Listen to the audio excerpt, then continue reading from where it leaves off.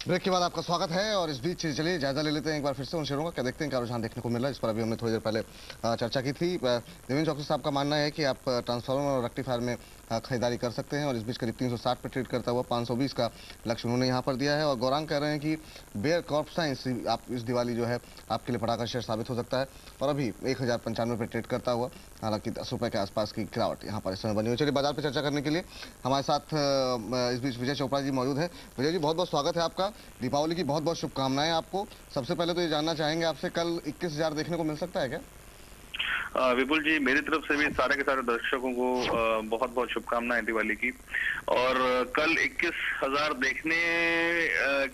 दिख सकता है कि नहीं, मैं फॉर श्योर नहीं कह सकता, मगर हाँ बाजार ऊपरी तौर पे रहेगा और अपवर्ड बायस रहेगा, इस बात के लिए मैं निश्चित हूँ। जिस प्रकार से बाजार ने आज ओपनिंग दी है, तो मुझे लगता है कल को भी हमें बाजार ऊपरी स्तरों पर ही दिखेगा जी।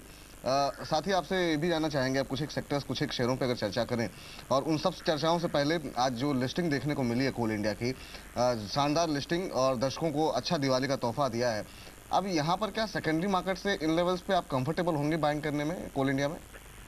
देखिए, मैं बिल्कुल मानता हूं कि एक ब्लॉकबस्टर लिस्टिंग हुई है। जिस प्रकार से कोल इंडिया से एक्सपेक्टेशंस थी, तो कोल इंडिया अपनी एक्सपेक्टेशन से ऊपर ही निकला है, क्योंकि मार्केट एक्सपेक्ट कर रहा था कि करीब 15 से 20% तक के गेंस होंगे, मगर गेंस काफी बढ़ गए, 30% तक भी गेंस हुए हैं, 30-35% तक।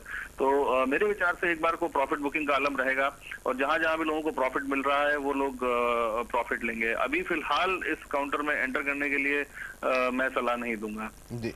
चलिए इस बीच जो है जिस सेक्टर में हमने कल अच्छी खासी तेजी देखी थी वो था फर्टिलाइजर पैक में। पूरे फर्टिलाइजर पैक में अच्छी खासी एक सकारात्मक रुझान देखने को मिला था।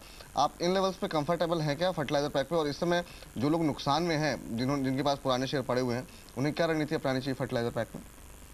देखिए, जो पुरानी जिनके पास पोजीशंस हैं उनको मैं कहूंगा कि वो होल्ड रखें। इस अच्छे मानसून के बाद, अच्छी फसलों के बाद, अब जैसे वीट सीजन शुरू होने वाला है नॉर्थ में, तो अच्छे फर्टिलाइजर की ऑफटेक की एक्सपेक्टेशंस हैं।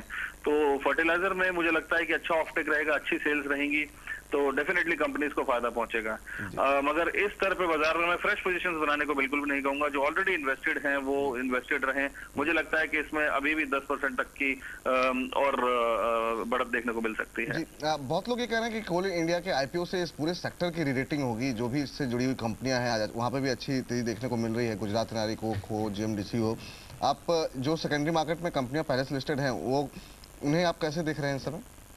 बिल्कुल, ये बिल्कुल सही बात है कि इस पूरे सेक्टर में री रेटिंग होगी। जिस स्केल पे और जिस लेवल पे कोल इंडिया की लिस्टिंग हुई और जिस स्केल पे आईपीओ लाया गया और जिस तरह की सक्सेस लिस्टिंग में इस कंपनी ने दिखाई, मुझे लगता है कि पूरे के पूरे सेक्टर की री रेटिंग होगी।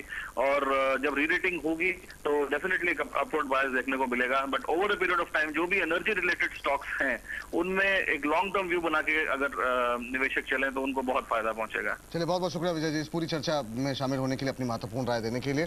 चलिए इस बीच रोज बरोज हम कई सारे शेयर पे चर्चा करते हैं। आइए देखते हैं इस बीच ब्रोकर के रडार के जरिए हमने आपको एक शेयर बताया था और उस पर भी हम जायजा ले लेते हैं। राजू सतपुते साहब ने LIC हाउसिंग फाइनेंस में खरीदारी करने की सलाह दी थी।